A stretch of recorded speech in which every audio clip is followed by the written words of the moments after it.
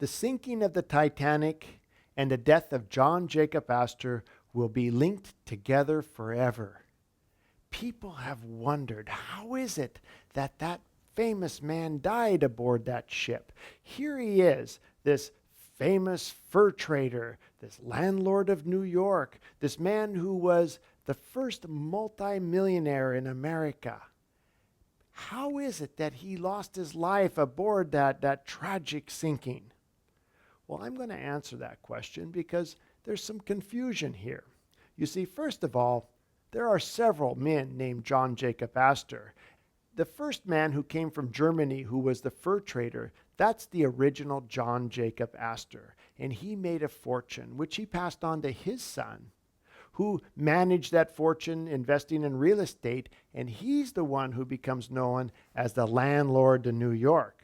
And then he passed his money on to his son, and then he passed that money on to his son, and that's the guy, the fourth generation, John Jacob Astor the fourth. He's the one who dies on the Titanic. Now that we've answered that question, this kind of leads us to a bigger question, which is, what was he doing on board the ship? Who was he with? And where were they going?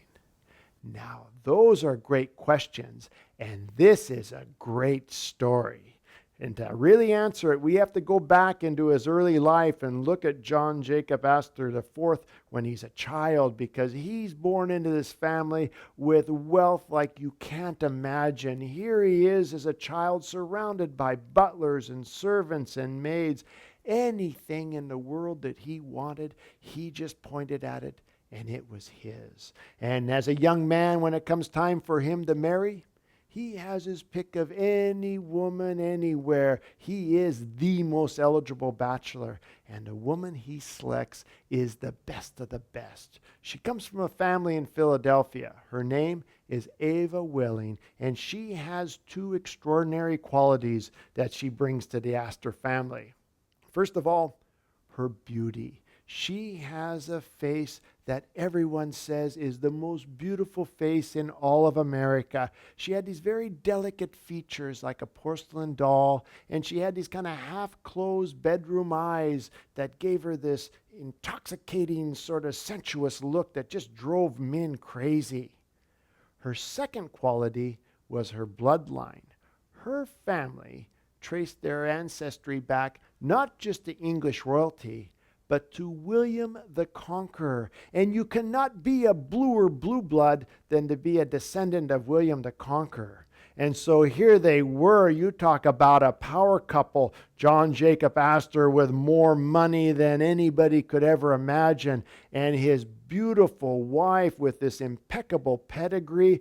Oh, who didn't want to be around them? And when they put on parties, when they put on dinners, when they put on polo matches or costume balls, it was the must-see, the must-do in all of New York high society. And so there they were, right at the pinnacle of that whole stratum. And then, after 18 years of marriage and 2 children, it all comes to an end. In 1909, John Jacob Astor tells his wife, I want a divorce. No one can believe it. The social circles are talking. The newspapers are rattling off. Can you believe it? Here is the richest of rich men divorcing the most beautiful of beautiful women. What is going on? They couldn't believe it, but it was true. At the age of 45, John Jacob Astor wants out of that marriage. Oh, the media is chasing him around, trying to get an interview. People are just almost hysterical. It's in all of the newspapers. Astor, he wants to avoid all that media, and he knows what to do. He'll just slip out of the country for 5 or 6 or 8 or 10 months. And by the time he comes back, it'll all be blown over. He'll let his attorneys deal with this. So in November of 1909, his attorney shows up at a courtroom, and it's just crowded with people and spectators and media outside. I mean, it's like this big circus. Meanwhile, Astor is sailing down at the West Indies. He couldn't care less. When he comes back to New York in the summer of 1910, things are still cooking along with this divorce. It isn't quite settled, but here he is, a man around town. People see him. He attends certain functions. And then rumors start passing around. Hey, people say, I saw John Jacob Astor the other day, and guess what? He was with a woman. No, it can't be. He's with a woman and he's still going through his divorce. No, he's with a woman. Can it be? And then somebody else says, I saw him with a woman. And pretty soon, the stories are going around. People are talking. John Jacob Astor has a girlfriend. Can it be? Well, it was true. John Jacob Astor had met the woman of his dreams. Now, that first marriage with Ava Willing, that was sort of a politically correct kind of for the family. That was all very appropriate. But this was the real deal. He met a soulmate. He met a woman who he just felt alive with. She just made his heart pound and the blood just surged through his body. When he was with her, he felt like they were a key and a lock. Just absolutely like butter on warm bread, they were together. They were like a glove in hand. You couldn't find a better match. They were like cottage cheese and ketchup. Anyways, they went together well, and that's what was important to Astor. But he's not just going to hurry into this relationship. He made kind of one quick judgment before. This time he's going to be real cautious and just get to know her better and better, get to know the family. He's not in a hurry. He's got time. He's got time. He lets the months go by. He knows there will be some sign someday that will tell him, now's the time to propose. And so he's just going to wait. And the months go by, a year goes by, more time goes by. And then one day at a party, it happens to be June 19th, 1911, he hears somebody singing and they're singing a song. And he hears that song. And that's the sign, that's the signal he's been waiting for. And the song is this.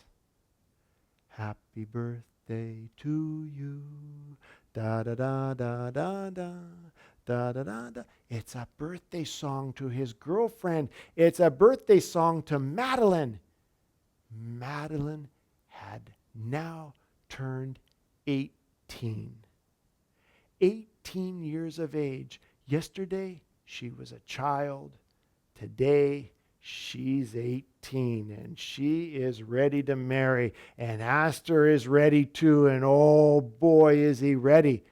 Well, the word gets out. What? The people say, what?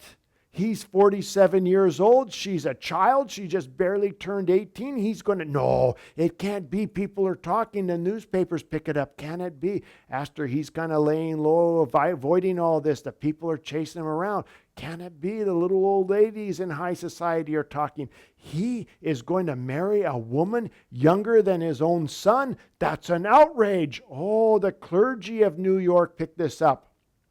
This is not right. This is a statutory offense, they call it. Oh, this turns into a big to-do. And Astor, he doesn't care. He can do whatever he wants. And he knows he's legal and it's fair and she's legal and this is going to happen. And so he goes ahead with his plans. Well, Madeline Force, his fiancée, she said, I'll marry you, but I want to be married by a real minister from a real church, not just some judge or justice of the peace. Astor says, no problem. We know everybody in the city. I'll just make some phone calls here. And he starts calling around. But here this turns into a problem because what do the ministers say?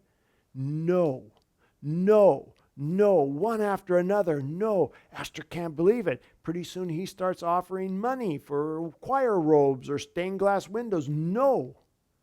Wow. By early September, he has his attorney going around offering cash money to these ministers, $1,000, more money than they could earn in 10 years. No, they say. Oh, Astor's getting desperate. She's been 18 for several months now, and he can't find anybody that'll perform this ceremony. And finally, his attorney runs into somebody in Providence, Rhode Island, who says, sure, I'll marry him. I don't care. And so they told him, you be at the mother's house, Newport, Rhode Island, on September 11th. You be there.